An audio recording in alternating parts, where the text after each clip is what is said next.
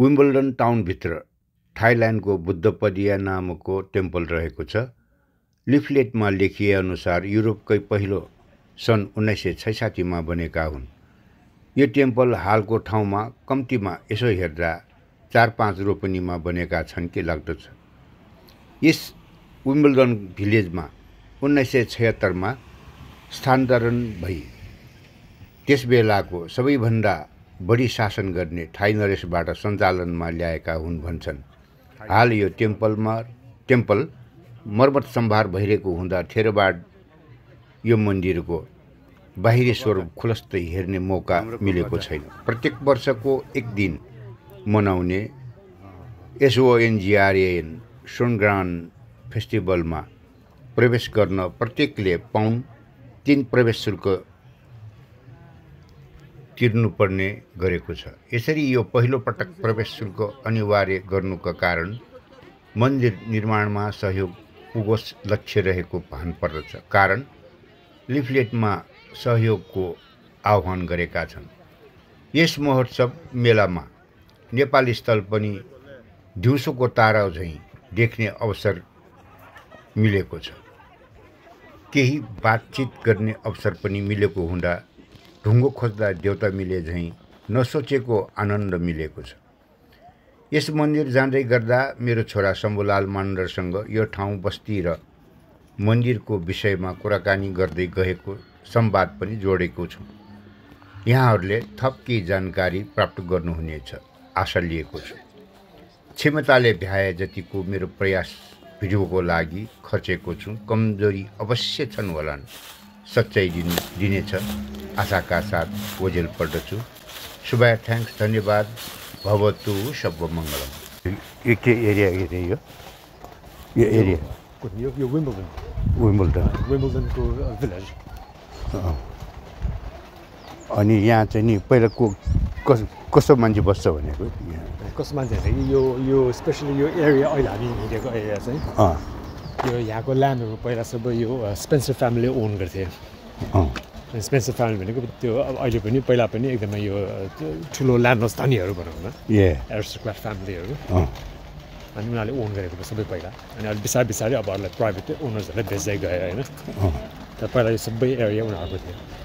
अनि हाम्रो यो के डाइना के भन्छ डाइना हाम्रो यो पहिला प्रिन्स चार्ल्सको अहिले किङ चार्ल्स उसको पहिलाको वाइफ प्रिन्सेस डायना पनि स्पेन्सर फ्यामिलीको पहिला त्यही फ्यामिली। उसको पहिलाको नाम चाहिँ डायना स्पेन्सर। यहीँकै मान्छे यही ठाउँको हुनाले उनीहरू धनी भएको उनीहरू धेरै ठाउँमा ल्यान्डहरू ओन गर्थ्यो नि पहिला। अनि यो एरियाको ल्यान्डहरू पनि सबै उसकै फ्यामिलीले ओन गर्ने पहिला। कति उसकै होला होइन, तर आधी बेचिसक्यो होला, तर अहिले पनि छ।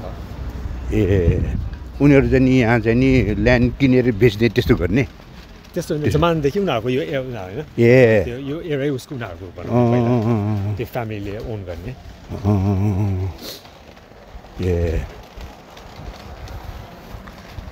अहिले हामी चाहिँ नि यहाँ चाहिँ नि अब थाई मोनेस्ट्रीमा आउँदै होइन।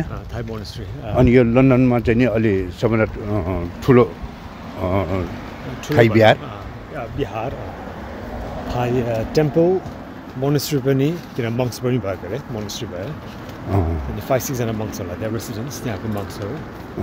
अनि यो इन अ वे यो थाई कल्चरल सेन्टर पनि हो यो। त्यसो भनेको यहाँको यो थाई बच्चाहरू यहाँ जो ब्रिटिस थाइजहरू हुन्छ यहाँ जन्मेको उनीहरूको यहाँनिर यो सानो स्कुलहरू छ त्यो ल्याङ्ग्वेजहरू सिकाउने कल्चरहरू सिकाउने होइन। यही बिहारमा यो टेम्पलमा अनि उनीहरूलाई पनि चाहिँ एजुकेसन दिने चाहिँ इन्स्टिट्युसनहरू त्यस्तै खालको। अनि फ्रीमा पढाउँछ कि के गर्छ नि थाहा भएन, हुनसक्छ फ्रीमा पनि हुनसक्छ। अनि यो थाई मोनेस्ट्रीको नाम के? त्यसको नाम चाहिँ बुद्धपदिपा टेम्पल। बुद्धपदिपा भनेको यो थाई भाषाको हो कि यो हाम्रो के भन्छ? मेरो जान पाली होला। पाली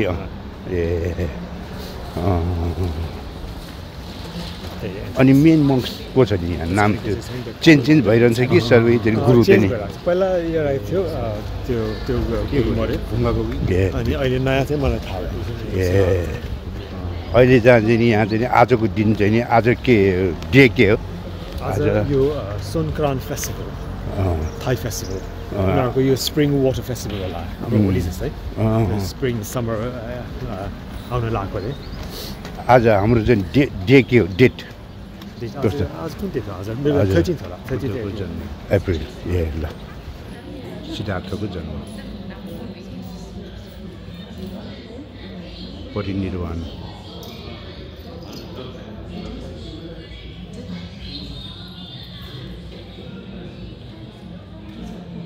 यस मन्दिरको गर्भगृह मुख्य हलमा अति आकर्षक रङ्गीन चित्रहरू लेखिएका छन्। यहाँ बुद्धको चार धामको चित्र, जन्म, बोधि ज्ञान प्राप्त, धर्मचक्र र परिनिर्वाणका चित्रहरूका साथ अन्य अति आकर्षक थुप्रै चित्रहरू छन्। यस पवित्र कक्षमा अगाडि पछाडि गरी 5 फरक फरक वस्तुले बनेका झैँ देखिने बुद्ध मूर्तिहरूले सजिएका छन्। सबैभन्दा पछाडिको बुद्ध सबैभन्दा पुराना हुन्।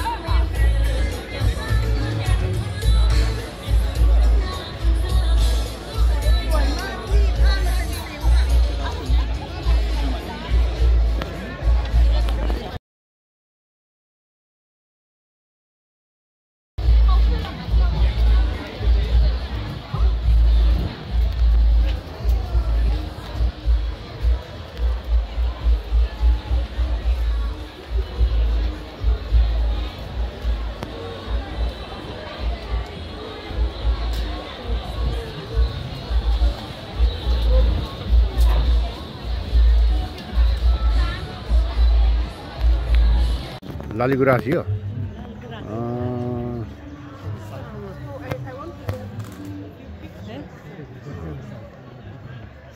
लालीगुराँस यो सँगैको सेतो फुल के नि म्याग्नोलिया म्याग्नोलिया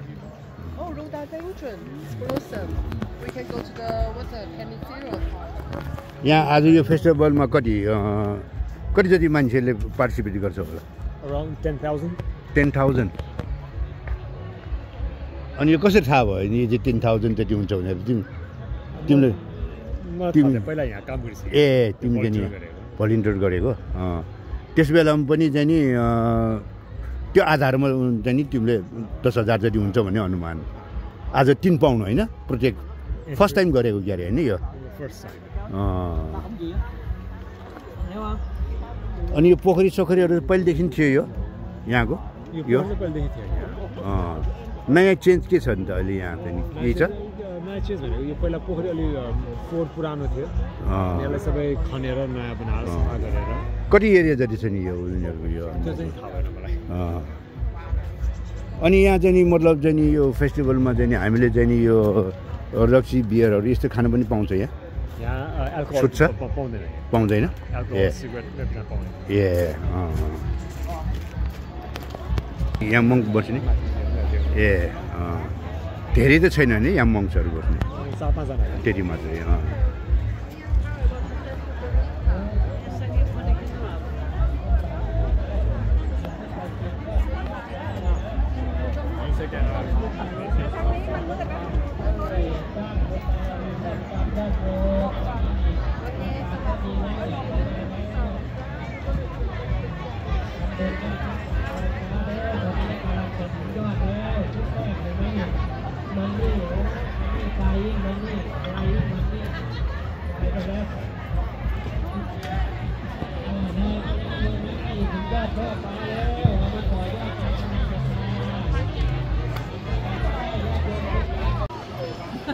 ए हाम्रो नेपाली स्टल रहेछ यो हैन हजुरको पहिला सुरुमा यसो चाहिँ परिचय पाउन हजुर यो चाहिँ हाम्रो मेड इन नेपाल हो हैन हामी चाहिँ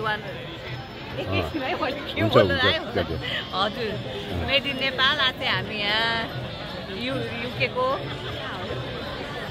यो सबै नेपाली नै हो यहाँ हामी सबै नेपाली ह्यान्डमेड प्रोडक्ट हजुर सबै नेपालदेखि आएको यो हजुर पेन्टिङहरुदेखि यो मन्डला खानकाहरुदेखि लिएर हजुर यो फुलहरु हजुर यो चाहिँ सबै नेपालबाट आएको ए अनि चाहिँ नि यो छ नि आज यो थाई मोनास्ट्रीमा यो वर्षेनी एकचोटि मात्रै त्यो फेस्टिभल एक दिन मात्रै हो तर हाम्रो चाहिँ यो फर्स्ट टाइम हो हजुर हामीले पनि यसपालिदेखि मात्र सुरु गरेको हेरौँ कस्तो अनि हजुर चाहिँ नि यहीँ बसिरहनु भएको हो कि लन्डनमै हजुर हामी चाहिँ युकेको स्विन्डनबाट आएको हजुर ए हजुर अनि यहाँहरू अलि स्टलमा चाहिँ कतिजना हुनुहुन्छ नि तपाईँहरू चाहिँ नि अहिले हामी छौँ 4-5 जना छौँ आज हजुर दिनभरि यहीँ बस्नुहुन्छ होइन दिनभरि 5 बजेसम्म हुन्छ 5 बजेसम्म हुन्छ नेपाली भएर चाहिँ एकदम खुसी लाग्यो हामी पनि यहाँ चाहिँ तपाईँहरूले भेट्न पाउँदा यो चाहिँ नि म चाहिँ नि चिरण मानन्दरको नाम छ यहाँ चाहिँ नि पोस्ट हुन्छ युट्युब म फेसबुकमा यसको लागि चाहिँ नि म नेपालमा चाहिँ नि पठाउने चाहिँ नि त्यो किसिमले राखेको छ है एकदम चाहिँ नि हस् धन्यवाद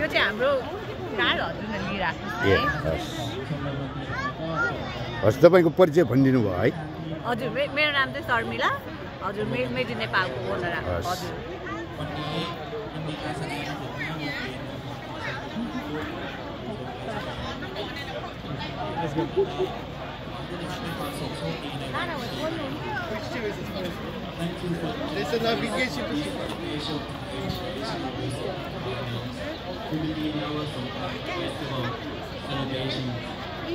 was just the first of many wonderful performances taking place here at Wat Utami throughout the day. We invite you to stay and enjoy the full program of cultural music,